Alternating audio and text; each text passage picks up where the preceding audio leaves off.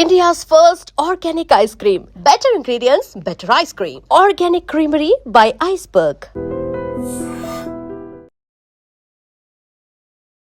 Welcome to iDream. ఈరోజు మనతో పాటు ఆరోగ్యరత్న యోగా సుబ్రహ్మణ్యం గారు మనతో పాటు ఉన్నారు. మాట్లాడదాం. నమస్తే సార్. నమస్తే సార్, నీ పెయిన్స్ అనేది, మోకాళ్ళ నొప్పులు అనేది ఒకప్పుడు పెద్దవాళ్ళకి వచ్చేది. ఇప్పుడు కాలంలో చాలా మందికి, చిన్న వాళ్ళకి, యంగ్ వాళ్ళకి కూడా వస్తుంది. మోకాళ్ళ నొప్పులు అనేది అసలు రావడానికి ముఖ్యమైన కారణాలు ఏంటి? అమ్మ, మోకాళ్ళ నొప్పులే కాకుండా శరీరంలో కీళ్ళకు సంబంధించినటువంటి ఏ నొప్పులు వచ్చినా కూడా, ఇంక్లూడింగ్ నీ పెయిన్, శరీరంలో వాతతత్వం పెరిగిందని అర్థం. ఇక్కడ శరీరంలో 3 తత్వాలు ఉంటాయి, త్రిదోషాలు అంటారు వాటి. వాతము, పిత్తము, కఫము. వాతం అనేది వాయురాకాశాలే కలయిక, పిత్తం అనేది అగ్ని నీటి యొక్క కలయిక, కఫం అనేది భూమి నీటి యొక్క కలయిక. ఇక్కడ శరీరంలో వాయురాకాశాలు కలిపి వాతం అంటారు. వాతం కనుక పెరిగిందంటే, ఇన్బ్యాలెన్స్ అయిందంటే, ప్రకోపించిందంటే, అప్పుడు మోకాళ్ళ నొప్పులు రావడానికి ఆస్కారం ఉంటుంది. దీనికి మెయిన్ రీజన్ ఏంటంటే, మనం తీసుకునే ఆహారంలో డ్రై ఆహారాన్ని తీసుకోవడం. అంటే మ్యాక్సిమం ఏంటంటే రసహీనం అనేటువంటి ఆహారాన్ని తీసుకోవడం. ముందు కాలంలో మనం ఏం ఆహారం తీసుకుంటా ఉన్నాము? కాయగూరలు ఉండేటివి, మజ్జిగ ఉండేటివి, తర్వాత రసం ఉండేది, తాలింపు ఉన్నా కూడా డీప్ ఫ్రై ఉండేది కాదు, ఏదో కొంచెం నెయ్యిలో అట్లా వేయించుకొని తినేవాళ్ళం. అంటే అన్నీ తీసుకునే ఆహారంలో రసంతో కూడినటువంటి ఆహారం ఉండేది. ఇప్పుడు డ్రై అంటే డీప్ ఫ్రైడ్, మైదాతో చేసింది ఫ్రై ఫుడ్, డీప్ ఫ్రైడ్. మీరు హోటళ్ళకు పోండి, ఎక్కడైనా అంతా వీళ్ళు తినే ఆహారం అంతా కూడా మనం బయట దేశాల నుంచి వచ్చినటువంటి రసహీనమైనటువంటి ఆహారం అంతా కూడా మన బాడీలో ఉన్నటువంటి ఫ్లూయిడ్స్ని సక్ చేసుకుంటాయి. అప్పుడు డ్రైనెస్, వాతం యొక్క ప్రభావం పెరిగిపోతుంది. కాబట్టి మనం తీసుకునే ఆహారాన్ని ఎక్కువగా రసంతో కూడినటువంటి ఆహారాన్ని తీసుకోవాలి. దానివలన అది తీసుకోకుండా ఈ యొక్క ఫ్రైడ్ ఐటమ్స్, బయట దొరికే ఈ బిస్కెట్లు అయితేనేవి, ఇవన్నీ రకరకాలైనటువంటి డ్రై ఐటమ్స్ తీసుకోవడం వలన వస్తూ ఉంది. ఒకటి ఆహారం యొక్క ఫుడ్ లో చేంజెస్ చేసుకోవాలి. ఫుడ్ లో అందరూ చేస్తున్న మిస్టేక్స్, ఫుడ్ ద్వారా వచ్చేటటువంటి మోకాళ్ళ నొప్పులు వచ్చేటటువంటి ఒక కారణం. రెండవది, విహారంలోకి వస్తే ఎక్కువగా జిమ్ములు చేయడము, ఎక్కువగా పరిగెట్టడం, అంటే ఎక్కువ ఓవర్ ఫిజికల్ యాక్టివిటీ, మోకాళ్ళ నొప్పులు వస్తాయి. ఓవర్ ఫిజికల్ యాక్టివిటీ వలన శరీరంలో వాయువు పెరిగిపోతుంది, వాతం పెరిగిపోతుంది. అప్పుడు ఇక్కడ లోపల కీళ్లలో ఉన్నటువంటి సైనోవియల్ ఫ్లూయిడ్ ఏవైతే ఉందో గ్రీస్ లాగా పనిచేస్తుంది. అది మనకు ఈ యొక్క మోషన్ని తయారు చేయడానికి, ఈ మూమెంట్ ఇవ్వడానికి లోపల ఒక గ్రీస్ లాంటి ఫ్లూయిడ్ ఉంటుంది, సైనోవియల్ ఫ్లూయిడ్, ఒక జిగట లాంటి పదార్థం. అది ఫ్లూయిడే. కాబట్టి వాతం పెరిగినప్పుడు ఆ ఫ్లూయిడ్ అంతా డ్రై అయిపోతుంది. డ్రై అయినప్పుడు ఎక్కువగా మనకు బాడీ వెయిట్ పడేది, ఎక్కువగా మనము యాక్టివిటీ చేసేది కాళ్ళతోటి. కాబట్టి అన్ని లిమ్స్ కంటే కూడా లోయర్ లిమ్స్ని, అందులోనూ మోకాళ్ళని ఎక్కువగా మనం యాక్టివిటీ చేస్తూ ఉంటాం. కాబట్టి అందులో మొట్టమొదట మనకు ప్రాబ్లము తెలుస్తుంది. వాళ్ళకి అన్ని కీళ్ళల్లోనూ అరిగిపోయి ఉంటుంది, అన్ని కీళ్ళు నొప్పులు మెల్లమెల్లగా వస్తాయి. మెల్లమెల్లగా ఫస్ట్ మోకాళ్ళ నొప్పులు వస్తాయి, తర్వాత మెడ నొప్పి వస్తుంది, తర్వాత నడుము నొప్పి వస్తుంది, తర్వాత కీళ్ళ నొప్పులు వస్తాయి, తర్వాత రుమటాయిడ్ ఆర్థరైటిస్ వస్తుంది. ఇవన్నీ, వీటన్నిటికీ మూల కారణం ఏంటంటే వాతం పెరగడం. సో ఆ వాతాన్ని తగ్గించుకోవడానికి అంటే ఫుడ్లో ఎలాంటి చేంజెస్ చేసుకోవాలి, అలాగే ఫిజికల్ యాక్టివిటీలో ఎలాంటి చేంజెస్ చేసుకోవాలి? ఇప్పుడు వాతం తగ్గడానికి ఆహారంలో మనం చెప్పినట్టు రసంతో కూడినటువంటి ఆహారాన్ని తీసుకోవాలి. ఫ్లూయిడ్స్ ఎక్కువగా ఉండాలి. పాలు తాగొచ్చు, జ్యూసెస్ తాగొచ్చు, వాటర్ ఇంటేక్ ఎక్కువగా ఉండాలి. మోకాళ్ళ నొప్పులు వచ్చిన వాళ్ళల్లో రోజు కనీసం గంటకు ఒకసారి ఒక 100 నుంచి 200 ml ప్రతి అవర్కి తాగితే మంచిది. మినిమం ఒక 100 ml, మ్యాక్సిమం 200 ml.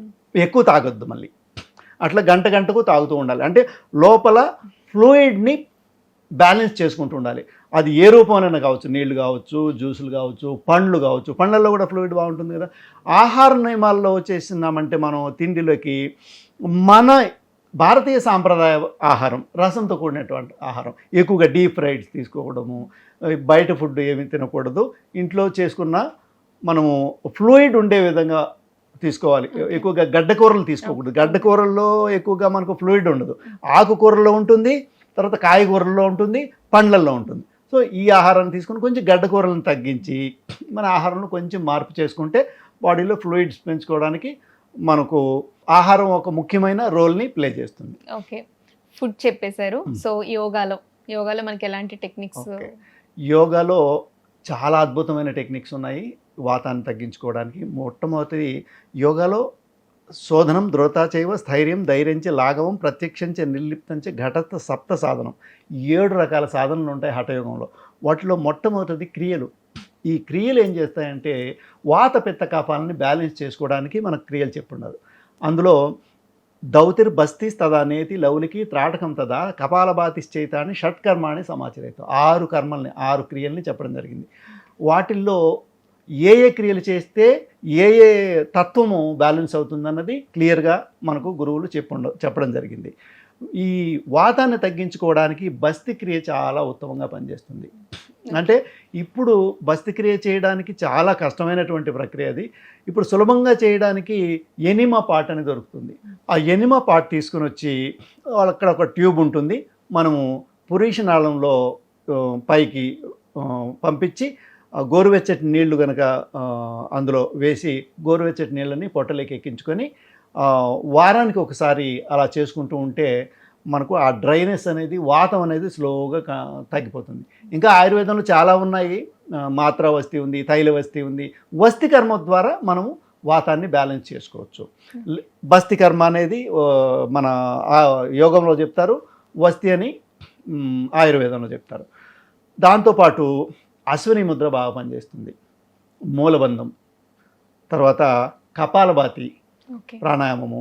సో వాతాన్ని ఇంకా కంట్రోల్ చేయాలంటే శీతలి ప్రాణాయామం కూడా బాగా పనిచేస్తుంది. సో ఇప్పుడు మీరు చెప్తున్న ఆసనాలన్నీ కూడా మోకాళ్ళ నొప్పులను తగ్గించడానికి ఉపయోగపడతాయి. ఎందుకంటే ఫ్లూయిడ్ని పెంచుకోవడం కోసం ఉపయోగపడేటటువంటివి డ్రైనెస్ని తగ్గించి బాడీలో వాతాన్ని తగ్గించి కొంచెం కఫాన్ని పెంచడం అంటే ఫ్లూయిడ్స్ని పెంచుకోవడం. ముఖ్యంగా శీతలి, శీత్కారి, సదంత అని 3 రకాల ప్రాణాయామాలు ఉన్నాయి. ఆ ప్రాణాయామాలు చేసుకుంటూ వారానికి ఒకసారి బస్తికర్మ చేసుకుంటూ తర్వాత ఎక్కువగా పరిగెట్టకుండా ఎక్కువ ఫ్యాన్ వేసి ఆ ఫ్యాన్ కింద పడుకోకూడదు. అంటే ఫ్యాన్ ఒకవేళ ఫ్యాన్ కింద తప్పనిసరిగా పడుకోవాలన్నటువంటి పరిస్థితులు వచ్చినా కూడా కొంచెం తక్కువ స్పీడ్లో పెట్టి ఏదైనా దుప్పటి కానీ లాంటిది కప్పుకొని పడుకోవడం మంచిది. ఎక్కువగా గాలికి తగలనివ్వకూడదు.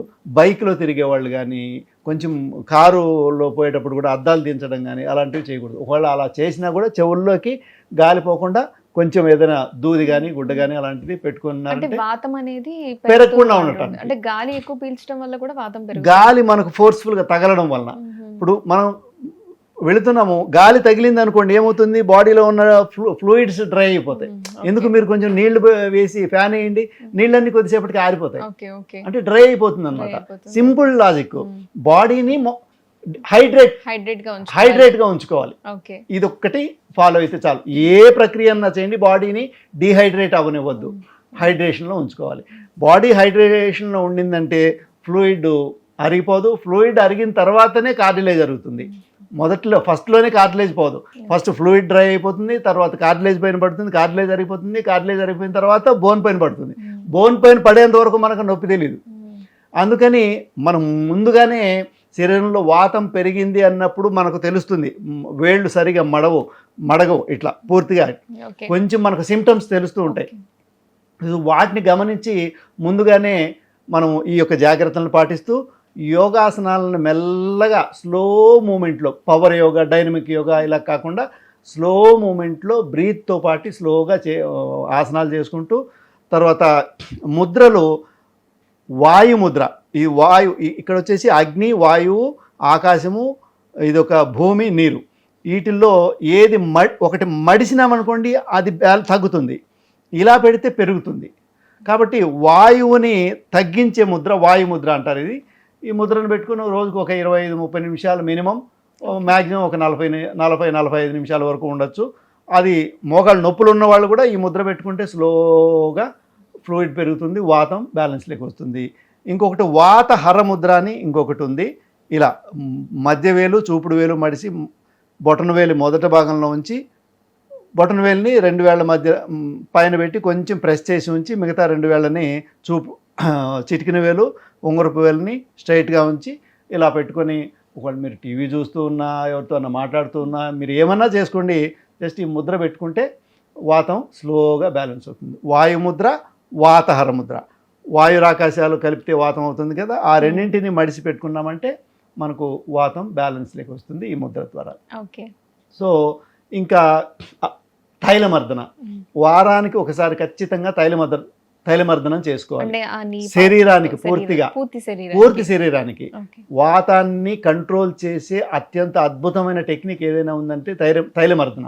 మనం అందుకనే మనము అభ్యంగనం అని మన పూర్వీకులు ఎందుకు నేనే చేసేవాడిని చిన్నప్పుడు. మా అమ్మ కొట్టి మరీ లాక్కొని వచ్చి మర్దన చేసేది తైలమర్దనం.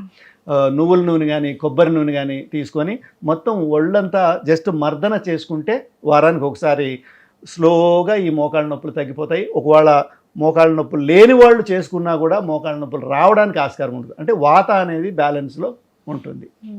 నీ పెయిన్స్ తగ్గడానికి మంచి టెక్నిక్స్ చెప్పారు. Thank you so much sir. Thank you.